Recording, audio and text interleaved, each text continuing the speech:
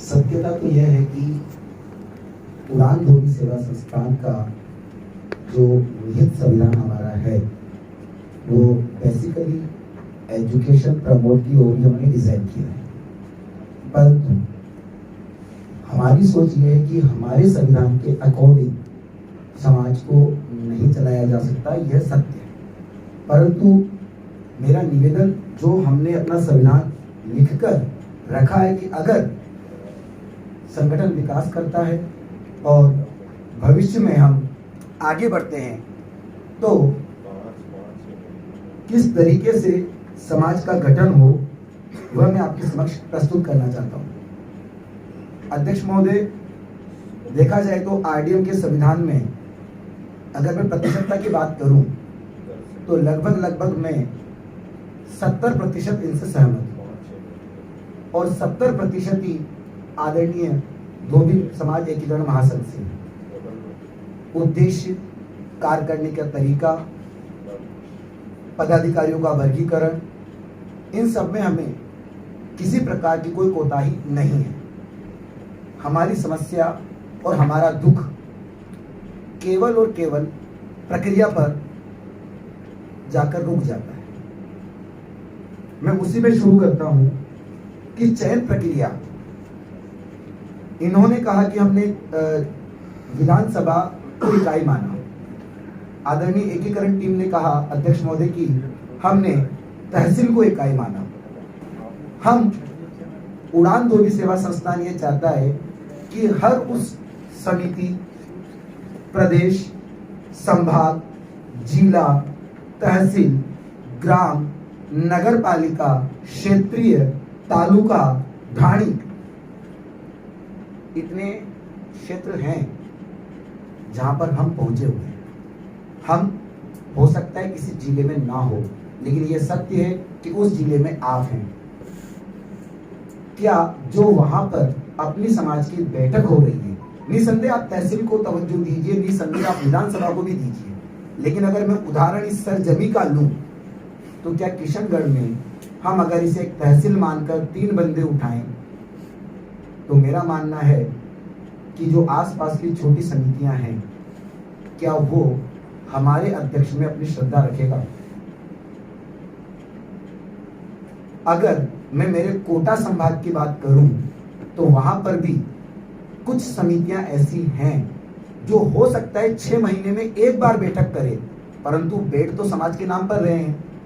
अगर मैं वहां से कह दूं कि कोटा तहसील लाड़पुरा केवल 2 या 3 व्यक्ति, अपना चुनाव बिल्कुल ओपन हो रहा है, मुझे उसमें कोई भी इफ और बट नहीं है उड़ान को, लेकिन अगर 3 व्यक्ति निकल कर आएंगे और अगर उन 3 व्यक्तियों में से प्रतिनिधित्व बड़ी पंचायत के किसी सदस्य को नहीं मिलता है तो क्या आने वाला अध्यक्ष राजस्थान के अध्यक्ष में अपनी श्रद्धा स्थापित कर पाएगा। आदरणीय आप सबने कहा अपने कोटा शहर को उठाऊं सर, तो कोटा उत्तर दक्षिण आप अध्यक्ष महोदय अच्छे समझ पाएंगे। दो विधानसभाएं हैं, बाकी अपने ग्रामीण एरिया के आसपास की हैं। हम उनको एक बार साइड में रखें और सिर्फ दोनों विधानसभा को उठाएं तो अर्थात 3-3-6 बंदे अकॉर्डिंग टू आरडीएम संविधान। अकॉर्डिंग टू एकीकरण संविधान अगर हम तहसील को उठाएं तो आई थिंक पूरा कोटा शहर सिर्फ लाड़पुरा तहसील में कवर हो जाता है, अर्थात केवल 3 बंदे। लेकिन वास्तविकता यह है, चाहे हम स्वीकार करें या न करें, एक दिन के लिए तो स्टेशन पंचायत बैठी थी, चाहे उन्होंने उसका गठन नहीं किया।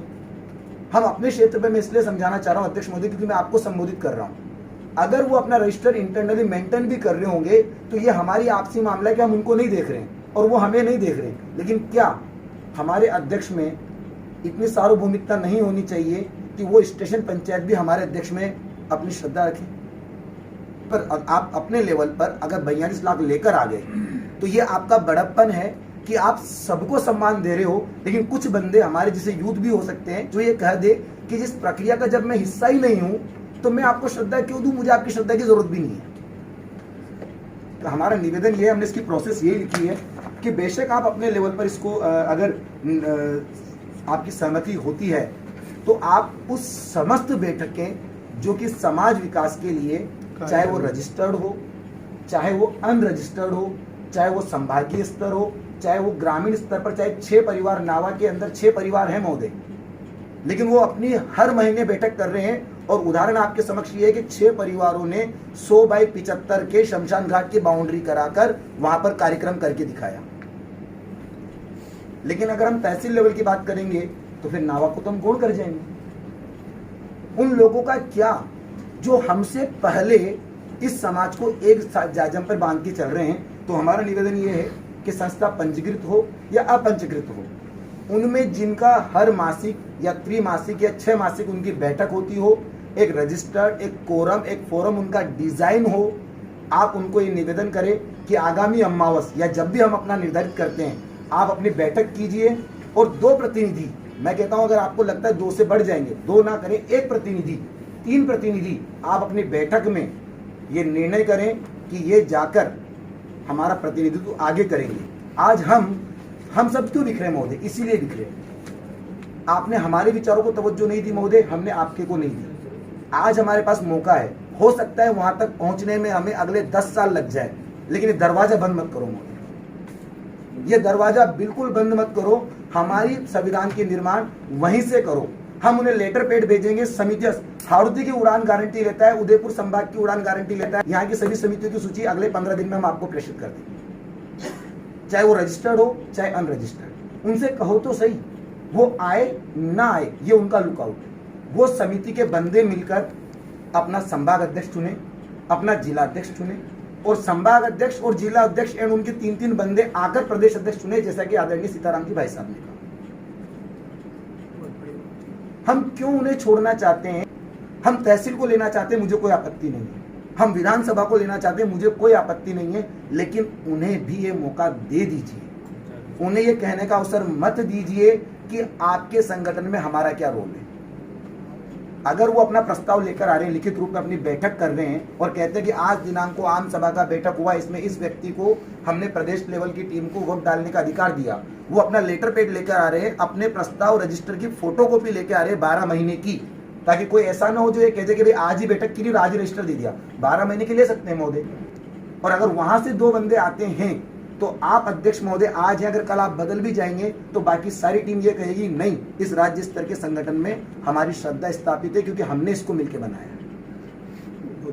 इसके अलावा महोदय हमारे में कुछ खास परिवर्तन नहीं है। आदरणीय ने कहा कि हमारे पास पदों की कमी नहीं है, तो मैं उसमें नहीं जाना चाहूँगा। एक और हमारा मुद्दा जो हमने देखा है, मैं आरडीएम टीम को अवगत कराना चाहूँगा कि सदस्यता शुल्क आई थिंक इन्होंने 250 रुपये उसमें मेंशन किया हुआ है आदरणीय महोदय। हाँ, लेकिन हम ये चाहते हैं कि आप चुनाव 3 पदों के करवा रहे हैं। प्रदेश अध्यक्ष के लिए आप एक का करा रहे हैं, वो 3 का उन्होंने कहा, तो मैं इसीलिए 3 को संबोधित कर रहा हूँ क्योंकि मैं विस्तृत रूप को निवेदन करना चाहता हूँ कि अध्यक्ष के लिए न्यूनतम जमानत राशि एक ऐसे लेवल की हो जिसका सम्मान, एक ऐसा लेवल निर्धारित किया जाए जिसके लिए सभी इंसान अगर वो जीते तो नतमस्तक हो और अगर हारे तो उसका सम्मान कभी ना टूटे। क्योंकि ये हार और जीत ये हमारे मन का भ्रम है। मैं हार जाता हूँ, समाज से गायब हो जाता हूँ, तो फिर जब अगर मैं जीत जाता तो जो मेरे विचार है वो कहाँ जाएंगे? क्या मेरे विचारों का लाभ जो चुने हुए अध्यक्ष उनको नहीं मिलना चाहिए? जीतने वाला भी हारने वाला भी जो वो अपने आप को कम ना समझे, बल्कि उससे भी बड़ा होता है जो जीत गया, उससे ही बड़ा होता है वो। मगर वो ये है कि अगर उसको नेग्लेक्ट कर देते हैं वो। अध्यक्ष महोदय, इसके लिए हम उड़ान एक प्रस्ताव रखना चाहते हैं कि न्यूनतम राशि 21,000 रुपये हो अध्यक्ष के लिए।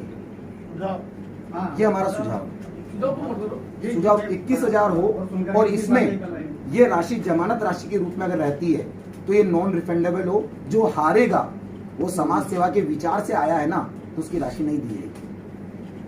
अगर उसकी राशि हमने लौटा दी ना तो वो वहां से गौण हो जाएगा, और अगर उसकी राशि वहां रही तो कम से कम वो इस भावना से तो रहेगा कि यहाँ मेरे खून की मेहनत लगी हुई है, मैं हारा हूं तो क्या हुआ, संगठन तो मेरा और मेरे बाप का है। इतिहास में तो नाम रहेगा उसका, ये हमारा निवेदन इतिहास में तो नाम रहेगा। इसलिए हमने 2 चीज रखी कि हम उन सभी को आप लेकर आए, और बाकी महोदय ये 2 ही चीज हमारी थी, क्योंकि हम पे इसमें सवाल किया जाता कि भाई आप इतने निचले स्तर तक कैसे जाओगे।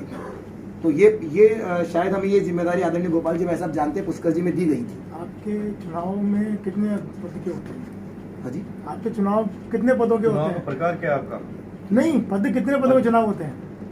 उड़ान में, हाँ। उड़ान का अगर मैंने पहले कहा कि उड़ान का संविधान अगर आप डिस्कस कर रहे हैं तो हमने मोटा हमारे मोटा बता दो जिससे कि वो उड़ान ने कभी भी इलेक्शन को प्रायोरिटी नहीं दी है महोदय। उड़ान ने अब तक हमारे 2 अध्यक्ष निकाले, हमने डायरेक्ट सिलेक्शन किया है और हमारे सिलेक्शन में हमारी टीम मनोनीति प्रणाली है ना। हाँ जी, हमारे संगठन में आज तक का सबसे खूबसूरत बात मैं आप सभी के समक्ष रखना चाहता हूँ कि अभी तक हमने 2 अध्यक्ष निकाले और पहले हमारी 11 सदस्यीय टीम थी, वर्तमान में हमारी 21 सदस्यीय टीम है और अगर उससे नीचे हम जाएं तो 248 हमारे पदाधिकारी हैं और सारे के सारी प्रक्रिया हमारी मनोनयन पर निर्धारित रही और हमारी टीम में इस चीज को लेकर कोई भी मतभेद और मनभेद हम लोगों ने आज तक फेस नहीं किया। लेकिन हमने आपको पहले कहा कि अगर हर संगठन ये चाहता है कि वो आगे बढ़े और जब हम उस लेवल पर जाएं तो हमने जो हमारा आकलन किया वो आपके समक्ष प्रस्तुत किया कि हम चाहते हैं कि हर उस बैठक को इसमें सम्मिलित कर लिया जाए जो हमारी अपनी है, उन्हें ना छोड़ा जाए। हम उन्हें आमंत्रित करें, आना न आना ये उनका लुकआउट होना चाहिए, उनको बुलाना न बुलाना ये हमारा नहीं होना चाहिए। धन्यवाद।